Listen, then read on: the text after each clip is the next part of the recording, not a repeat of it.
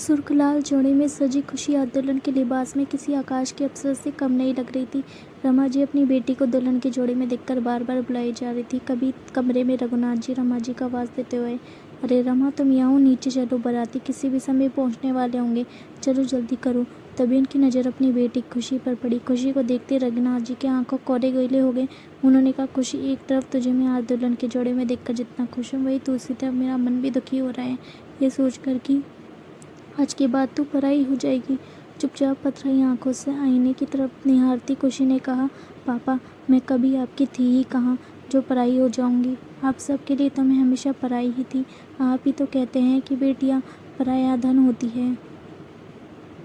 इतना सुनते रघुनाथ जी निरुत्तर हो गए। उन्होंने चुपचाप खुशी के सर पर हाथ रखकर उसे खुश रहने का आशीर्वाद देते हुए तेज कदमों से कमरे से बाहर निकल गए।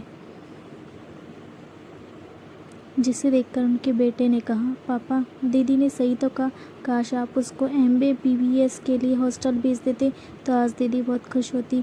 खुशी के 14 वर्षीय भाई ने कहा, तू चुप कर दीदी के चमचे, तुझे क्या पता दुनियादारी, पहले बड़ा हो जा फिर समझ जाएगा। खुशी की शादी खुशी खुशी संपन्न हुई। रघुनाथ जी ने अपनी औकात से ज़्यादा जो खर्च किया था, जो सामान खुशी के ससुराल वालों ने मांगे, सोना, कार, फ्रिज, एसी इत्यादि, सब कुछ दिया था।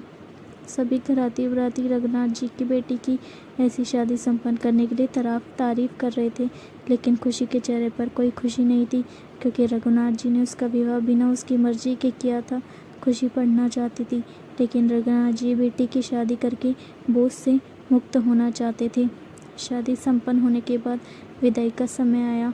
सब रो रहे थे, लेकिन खुशी के चेहरे पर अब भी ना खुशी थी ना गम। खुशी की माँ रमा ने इसके आंचल से जैसे दूब, हल्दी, अक्षत का खोइंचा किया। खुशी ने बड़े ध्यान से अपने आंचल के खोइंचे को देखा, फिर एक नज़र अपने घर की दीवारों, खिलौनों, सामानों को देखते देखते अपने पापा रघुनाथ जी के पास गई और उनसे कहा, पापा, आप रो क्यों रहे हो? आज तो आपके लिए खुशी का दिन है, अब तो आप खुश हो जाइए। आज आपने अपना 20 सालों का बोझ उतार लिया। मैं कहने के लिए आपकी बेटी थी, आपने मुझे जन्म दिया, पाला पोसा भी। मैं डॉक्टर बनना चाहती थी, ये आप बात अच्छे से जानते थे, लेकिन आपने कहा कि आपके पास इतने पैसे नहीं हैं कि आप मुझे मेडिकल कॉलेज का फीस दे सको। आपने मुझे ग्रेजुएट भी नहीं होने दिया और मेरी शादी कर दी। कहने को तो मैं आपकी अपनी थी, फिर भी मेरे मांगने पर भी आपने मुझे शिक्षा का अधिकार नहीं दिया और इन अनजान लोगों को मुँह मांगी चीज़ें अपनी औकात से ज़्यादा लाकर दे दी, वो भी अपने सिर पर कर्ज का बोझ रखकर। क्या मैं इस कर्ज के बोझ से भी ज़्यादा बड़ी बोझ थी? कहकर खुशी वहाँ से विदा होकर ससुराल चली गई। तभी नर्स ने कहा, पेशेंट से जो चाहे मिल सकता है। रघुनाथ जी उठकर भागते हुए अंदर आईसीयू में गए, जहां अपनी बेटी को जिंदगी मौत के बीच जूझते हुए देखकर वो उसका हाथ पकड़कर रोते हुए बोले, मुझे माफ़ कर दे बिटिया, मुझे नहीं पता था कि मैं अपनी बेटी का हाथ इंसानों के हाथ में नहीं, जल्लादों के हाथ में दे रहा हूँ। मैं तेरा दोषी हूँ, बस मुझे एक बार माफ़ कर दे बेटी।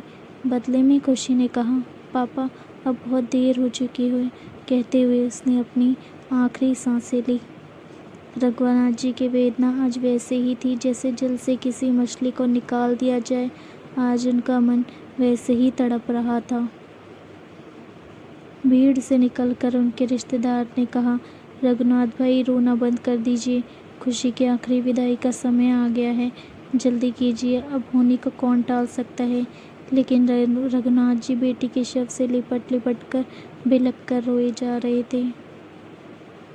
उनके कानों में अपनी बेटी के कहे आखिरी शब्द गूंज रहे थे, जिसको सोच सोच कर पछतावे के शब्द उनके मुख से निकल रहे थे।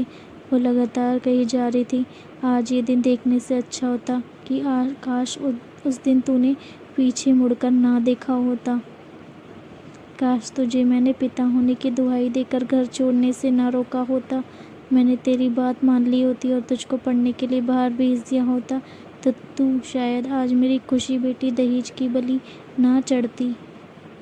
उन दहेज के लोभियों ने दिन पर दिन अपनी मांगें बढ़ानी शुरू कर दी, जिसके ना पूरे होने पर उन लोभियों ने खुशी को ही दहेज की आग में जला डाला। इंस्पेक्टर ने रघुनाथ जी को सांत्वना देते हुए कहा, आप चिंता मत कीजिए, उनको सज़ा भी मिलेगी और उन लोगों को आपको मुआवजा भी देना पड़ेगा। लेकिन साहब, मुझे तो सिर्फ मेरी बेटी चाहिए, रघुनाथ जी ने रोते हुए कहा। आज खुशी के पार्थिव शरीर को एक बार फिर लाल जोड़े में अपनी आखिरी विदाई पर खामोश थी, लेकिन बहुत से सवाल थे जो उसके मृत शरीर पूछ रही थी कि आखिर इसका जिम्मेदार कौन कौन है।